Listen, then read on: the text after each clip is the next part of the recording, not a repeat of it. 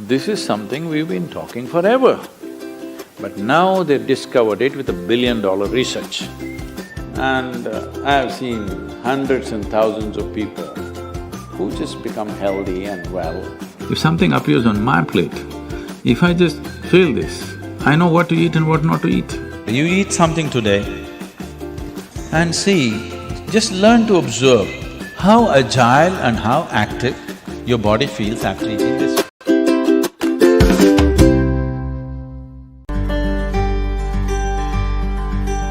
The simple thing right now that's a rage in the world is, if you come to our ashram, all the people there who are physically immensely active eat 10 o'clock in the morning, 7 o'clock in the evening, 2 meals.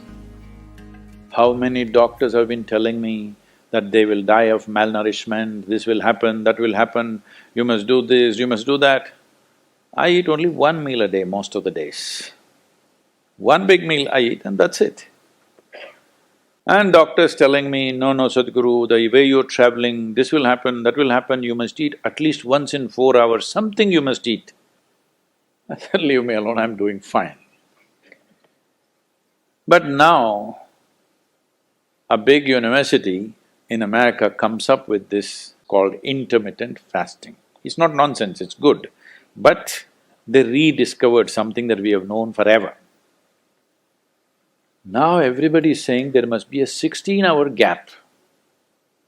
Then all your ailments will go away. What the hell were we saying all these thousands of years? The simple thing is, there are many aspects to this, psychological, physiological. But now cancer is on the rise in the world. A cancerous cell is like a criminal in the society, all of us have in our bodies. Only if they become… their concentration becomes more than what they should be, or they gang up and locate themselves in one place, they become like organized crime. There are pickpockets in Kochi, I'm sure. Hello? There are small-time criminals, individually operating in twos and threes. We don't take it very seriously, we'll leave it because it happens. But suppose all 100 of them got organized into a organized crime, now we will crack down. Because we know now it becomes a threat to the society. Similarly, cancerous cells are like this. Criminals, they're moving around, doing some damage.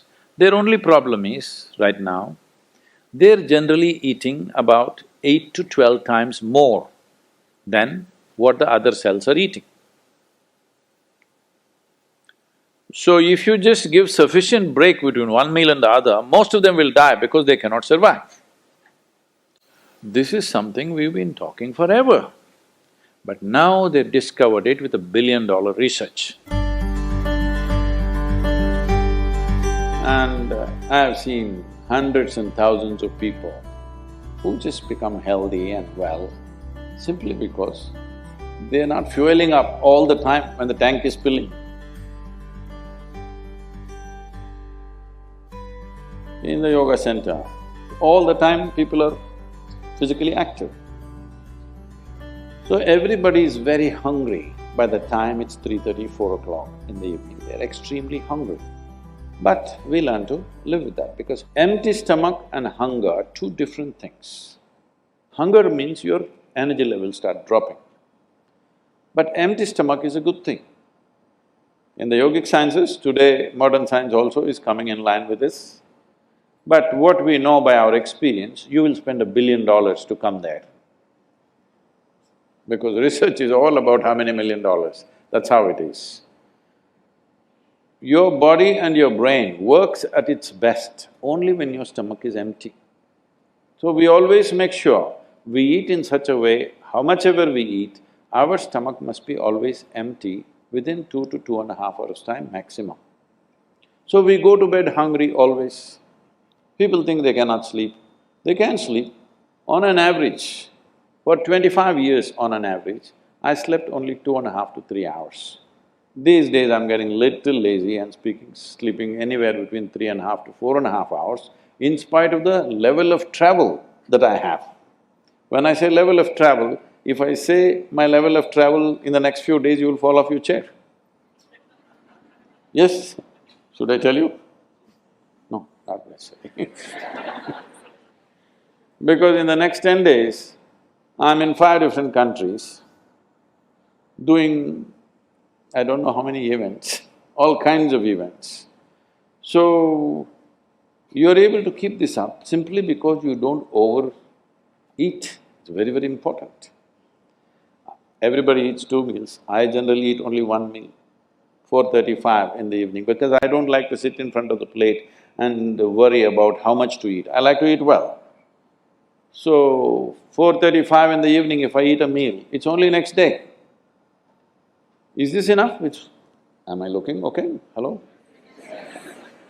Because any correction and purification that needs to happen in the body, your stomach needs to be empty. It's very, very important. Otherwise, the purification on the cellular level will not happen. You pile up things and then you have all kinds of problems.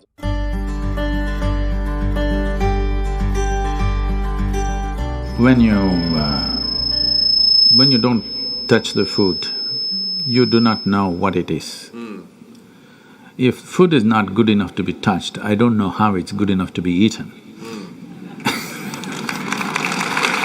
So we should not have listened to our mothers and we should eat with our fingers because touching our food helps us stay in contact with it. The cleanliness of your hands is entirely in your hands. The cleanliness of the fork is not entirely in your hands. This is true.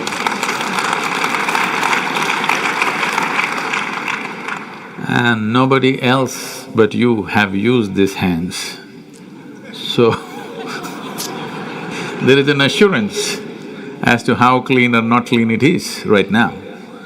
The fork, you do not know who's used it, how they've used it, for what they used it.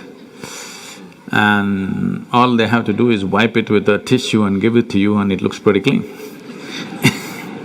Above all, you don't feel the food. The first thing that's been taught to us is, if food appears in front of you, to hold your hands upon the food for a few moments, just to feel how the food is. If something appears on my plate, if I just feel this, I know what to eat and what not to eat, what I should not eat. I don't taste it and then reject it, I just don't eat. Because my hands are the first level, not tasting in the sense the tongue tastes, but knowing the food. First thing is knowing the food. You want to know a person, you guys go and shake their hands. I'm usually avoiding that, but That's a good strategy. But the food that's going to become a part of you, first thing is your hands. Even if you physically don't touch it, just being conscious and being there, it clearly tells you how the food will behave within you. Whether this particular food on this particular day, should it go into you or not, because every day your body is not the same thing. Every day, every moment it's different. If you feel the food, you just know whether this food has to go into you on this day or not. If that much awareness is brought in, we don't have to go on telling people what they should eat. Every meal they must decide what they should eat in that meal. There is no one prescription that this is what you should eat for your life. That will feel too claustrophobic, that only this I can eat.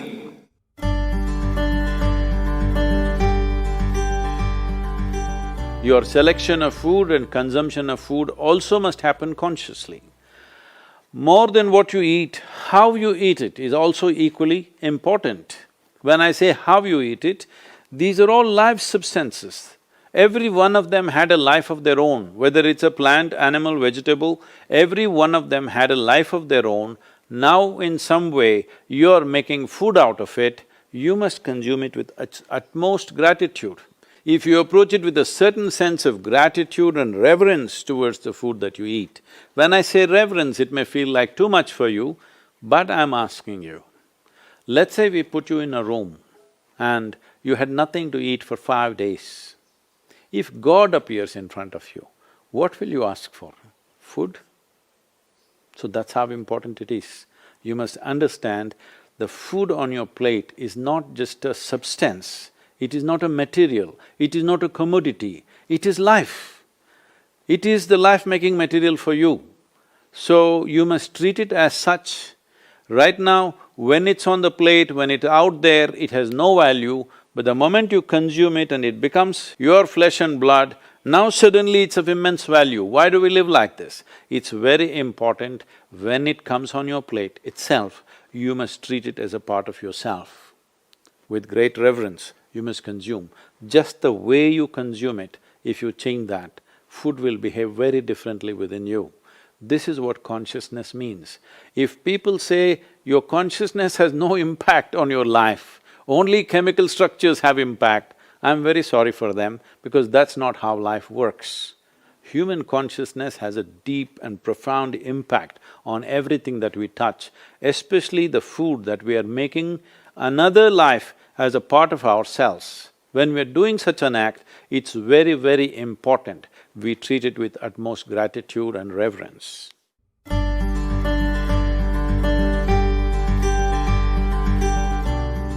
I want to tell you, there is no such thing as good habit and bad habit.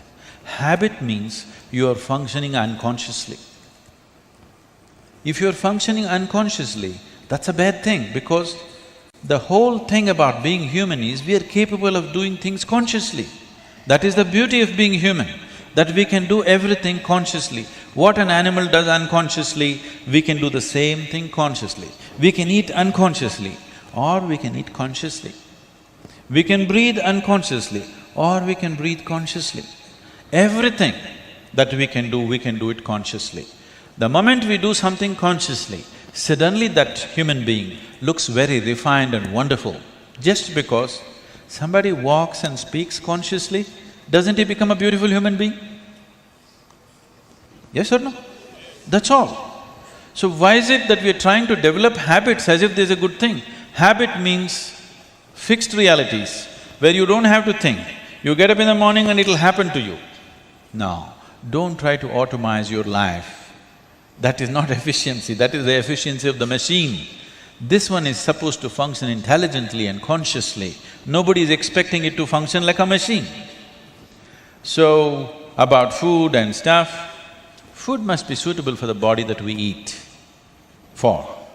It is for the body. This is a building material for this body, the food that you're eating. What is the appropriate food? Unfortunately, is all messed up right now. Traditionally, we ate very sensibly in this country, but these 1,000 years of innovations have brought other kinds of food cultures, and today the national diet is pizza or pasta. What is it? Which is one? I don't know. Both were competing. So, we are losing our sense about food. It's definitely time to look at what is the most suitable thing. If I go into that food, it's a very long process, but you must experiment with food, not just by the tongue, but by the body. You eat something today and see, just learn to observe how agile and how active your body feels after eating this food. If it feels like it wants to go to the grave, that's not good food. If it feels like it wants to be alive after eating this, except coffee, because that's a stimulant. If you eat food and your body feels very agile and alive, that means it's good food, body is liking it. If you eat something, it feels dull, that means it's not liking it, it's having difficulty with it, that's why it feels dull. So just on this basis, there's a much… this is a very simplistic way of putting it.